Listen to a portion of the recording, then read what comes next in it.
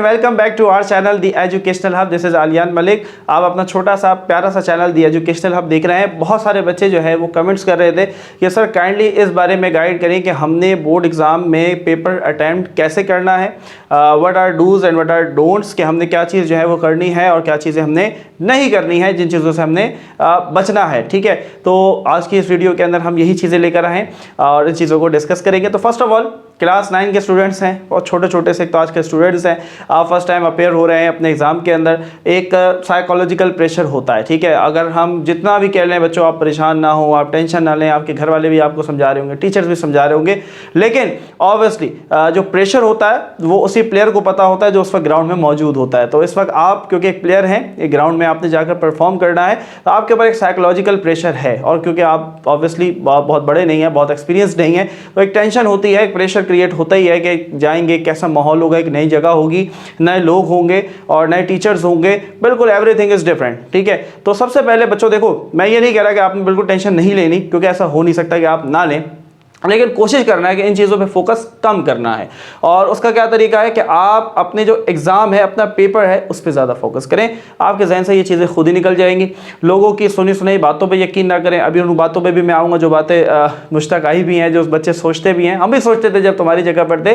तो ये कोई नई बात नहीं है, लेकिन शायद हमें कोई बताने वाला नहीं था, तो हम उस वक्त टेंशन में रहते थे। लेकिन हम यहाँ पर क्योंकि इंशाल्लाह आपको गाइड करने वाले हैं, गाइड करेंगे भी, तो कुछ चीज़ें आपकी यकीनन क्लियर हो जाएंगी। तो फर्स्ट ऑफ ऑल बच्चों, पंक्चुअलिटी, ठीक है, वक्त की पाबंदी जो है ना, ये सबसे ज़्यादा इंपॉर्टेंट चीज़ है। और अगर आप वक्त की कदर करते हैं तो वक्त आपको बहुत आगे ले जाता है। तो टाइम पे उठना है सबसे पहले। अगर आप अपनी आगाज़ अल्लाह के नाम से करेंगे, यानी कि सुबह नमाज के बाद, नमाज के साथ, तो मेरा नहीं ख्याल कि आपका दिन बुरा गुजरे।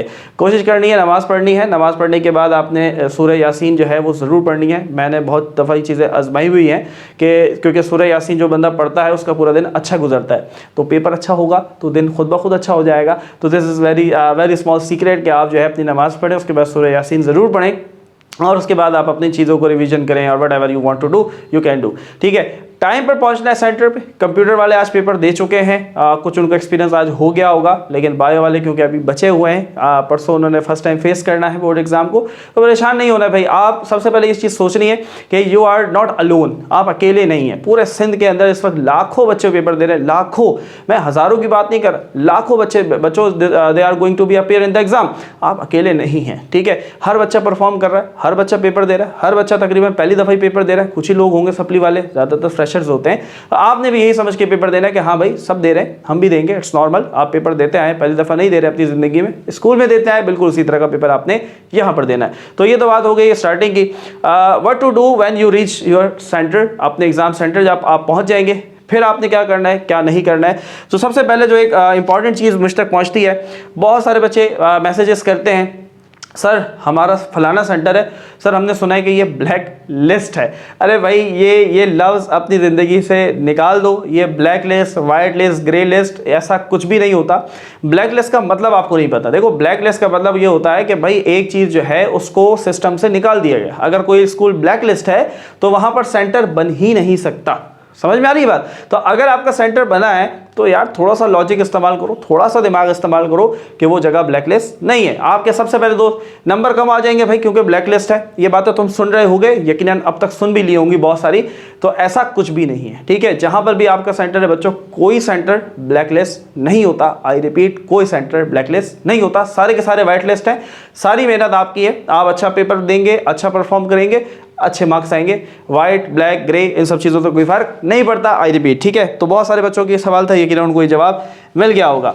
अच्छा भाई, व्हाट अबाउट कॉपी? ठीक है, कॉपी प्रेजेंटेशन। देखो, एक छोटी सी मिसाल देंगे, आगे बढ़ेंगे जल्दी जल्दी, बहुत ज़्यादा आपका टाइम नहीं लेना चाहता।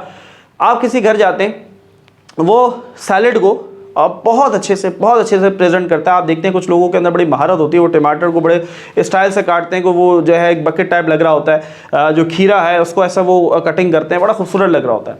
वही आप होटल पे जाते हैं, आप नॉर्मल से होटल के ढाबे के ऊपर जाते हैं और वहाँ पर आप सैलेड मंगवाते हैं, तो आप देखते हैं कि वो मोटा मोटा खीरा उसने काटा हुआ होता है, वो भी छिलका नहीं उतरा हुआ होता है उसका, प्याज मोटी मोटी कटी होती है, टमाटर मोटे मोटे कट के, और वो आपके सामने ले आता है। मुझे ये बताओ, दोनों चीज़ें आपके सामने पड़ी हैं, दोनों में एक जैसी चीज़ है। वही टमाटर वो दे रहा है, वही वाला वो भी दे रहा है, वही प्याज दे रहा है, वही वो भी प्याज दे रहा है, सेम चीज़ें हैं, वही बातें हैं, खीरा वही दे रहा है, वो भी वही दे रहा है। शायद दोनों ने खरीदा भी एक ही कीमत पे होगा, लेकिन आपको अच्छा कौन लगेगा? कौन अच्छा लगेगा? अच्छा, पेट भी दोनों नहीं भरना है, लेकिन अच्छा लगेगा जिसकी प्रेजेंटेशन अच्छी है, जिसकी प्रेजेंटेशन अच्छी है। आप कहेंगे यार देखो कितनी ज़बरदस्त उसने डेकोरेशन की थी। बच्चों यही मिसाल है आपकी कॉपी की।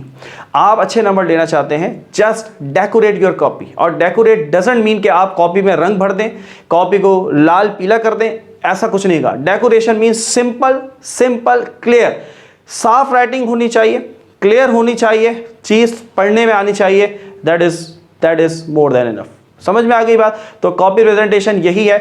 दोनों तरफ ब्लू पेंसिल से कोशिश करना है, मार्जिन लाइन लगानी। देखो लाखों कॉपियां होंगी, तो अपने कॉपी को अगर मुनफरिद बनाना है, अच्छा बनाना है, तो वो तभी बनेगा जब आप थोड़ा दूसरों से डिफरेंट काम करेंगे। तो ये चीज़ें मैंने क्योंकि अप्लाई भी हैं और चीज़ें की हुई हैं, तो ये चीज़ें मैं आपको भी बता रहा हूँ कि आप इसको फॉलो करें, इंशाल्लाह अच्छे रिजल्ट्स आपको मिलेंगे। ब्लू पेंसिल से दोनों तरफ आपने मार्जिन लाइन ड्रॉ करनी है, बहुत मोटी नहीं करनी, वैसे तो लगी होती है, उसी के ऊपर आपने उसको फेर देना है, ट्रेस कर देना है। सही है। मार्कर के बारे में बहुत सारे बच्चे पूछते हैं सर हेडिंग में मार्कर अलाउ है? नहीं है। ब्लैक पॉइंटर यूज़ कर सकते हैं, बिल्कुल ब्लैक पॉइंटर यूज़ कर सकते हैं। ब्लैक पेन बल्कि यूज़ ना करो तो अच्छा है, क्योंकि इंक पेन आपको पता है कभी भी हादसा हो जाता है, इंक निकल जाती है, कभी कुछ हो जाता है, तो pointer is the best option for the black. लेकिन ब्लू पॉइंटर यूज़ नहीं करना, ब्लू के लिए आपने इंक पेन ही यूज़ करना है। ब्लैक और ब्लू मार्कर बिल्कुल अलाउ है, टोटली अलाउ है, बिल्कुल टेंशन फ्री होकर इस्तेमाल करना है। मार्कर अलाउ है, चाहे वो कट हो चाहे वो सिंपल हो। ब्लैक और ब्लू के अलावा कोई मार्कर यूज़ नहीं करना, ठीक है। कॉपी प्रेजेंटेशन अच्छी होगी, मजा आएगा, अच्छे नंबर मिलेंगे। अच्छा जी, ऑन द अदर हैंड, जितनी ज्यादा हेडिंग उतने ज्यादा नंबर, जितनी ज्यादा हेडिंग उतने ज्यादा नंबर। तो जितनी ज्यादा हेडिंग्स डालोगे हर एक सवाल के अंदर, उतने अच्छे नंबर मिलेंगे। इवन आप डिफरेंसेस कर रहे हैं, आपने 4 डिफरेंसेस लिखने हैं बच्चों, हर डिफरेंस की भी अपनी हेडिंग बनाओ। मैं कोशिश करूंगा, हम स्क्रीन के ऊपर एक पिक्चर शेयर करेंगे, आप उसके अंदर देखेंगे कि हर एक डिफरेंस की भी हेडिंग बनी हुई है। अगर ऐसी कॉपी बनाओ, अब मेरे पास देखो, मैं एक चेक करूं फॉर एग्जांपल, और मेरे पास 2 कॉपीज आ रही हैं। एक बच्चे ने हर एक डिफरेंस पे हेडिंग बनाई हुई, एक बच्चे ने 3 डिफरेंसेस वही लिखे हैं, वही 3 डिफरेंसेस लिखे जो उसने लिखे हैं, वही उसने लिखे, लेकिन उसने हेडिंग नहीं लगाई। अब मुझे बताओ कि मैं ज्यादा जो मार्क्स है वो किसको दूंगा, जिसने हेडिंग लगाई या जिसने हेडिंग नहीं लगाई? ऑब्वियसली जिसने हेडिंग लगाई, क्योंकि यार उसने काम अलग किया, उसने काम खूबसूरत किया, उसने काम में मेहनत दिखाई, नंबर भी ज़्यादा मिलेंगे। समझ में आ रही है? तो ये छोटी छोटी सी बातें बच्चों जिनका आपने ख्याल रखना है। सीक्वेंस फॉलो करनी है, सबसे जो इंपॉर्टेंट चीज़ है। सीक्वेंस से मुराद क्या है कि भाई आपने अगर शॉर्ट क्वेश्चन शुरू किए हैं तो पहले सारे शॉर्ट करने हैं, फिर आप लॉन्ग पर आएंगे। ये नहीं करना कि 8 शॉर्ट करने, 6 आ रहे थे 6 किया, फिर लॉन्ग शुरू कर दिया, फिर आया याद, फिर शुरू कर दिया शॉर्ट। ये काम नहीं करना है। सेक्शन बी जब शुरू करें बड़ी सी हेडिंग लगाओ, सेक्शन बी चेकर को पता चले शॉर्ट क्वेश्चन चल रहा है। जब सेक्शन सी पर आओ तो बड़ी सी हेडिंग लगाओ 2-3 लाइनों के ऊपर मार्कर के साथ, चेकर को पता चले भाई शॉर्ट खत्म हो चुका है, लॉन्ग की कहानी शुरू हो गई है। बात समझ में आ रहा है? अच्छा, कुछ बच्चे उल्टा करते हैं कि वो पहले लॉन्ग से शुरू करते हैं फिर शॉर्ट पे जाते हैं। ये आप बिल्कुल कर सकते हैं, बिल्कुल ठीक ट्रिक है, कर सकते हैं, फॉलो कर सकते हैं, इसमें कोई प्रॉब्लम नहीं है। लेकिन ये नहीं करना कि लॉन्ग फिर शॉर्ट फिर लॉन्ग फिर, ऐसी कहानी मत कर लो, सीक्वेंस के साथ जाना है। लास्ट बच्चों आपके पास जो सजेशन मैं देना चाहूँगा, कॉपी पे रिमूवर यूज़ नहीं करना, कॉपी पे वाइटो यूज़ नहीं करना। आपकी कॉपी 4-4 महीने तक पड़ी रहती है, चेक नहीं होती, ठीक है, ज़्यादा भी हो जाता है। अब अगर आप रिमूवर यूज़ करते हैं तो होता ये कि 1 हफ्ते बाद 2 हफ्ते बाद जो पिछले पेज पे लिखा हुआ होता है, जब आपने रिमूव किया जिस पेज पे, उसके पीछे जो लिखा होता है ना, वो हफ्ते 2 हफ्ते बाद मिट जाता है। चाहो तो घर में एक्सपीरियंस करके देख लो। तो 4 महीने बाद क्या बचेगा उसके अंदर जब तुमने रिमूवर यूज़ किया था? तो रिमूवर और वाइटो से परहेज करना है। गलती हो जाती है, इंसान है, सबसे होती है, तो पेंसिल से कट कर देना है, आगे बढ़ जाना है। रंग नहीं भरना, उसको शेड करने मत बैठ जाना कि मैं छुपा दूँ, अरे कुछ भी नहीं हुआ, जस्ट पेंसिल से कट करो, वो भी चेक नहीं करेगा भाई हाँ कटा हुआ है, आगे बढ़ जाएगा।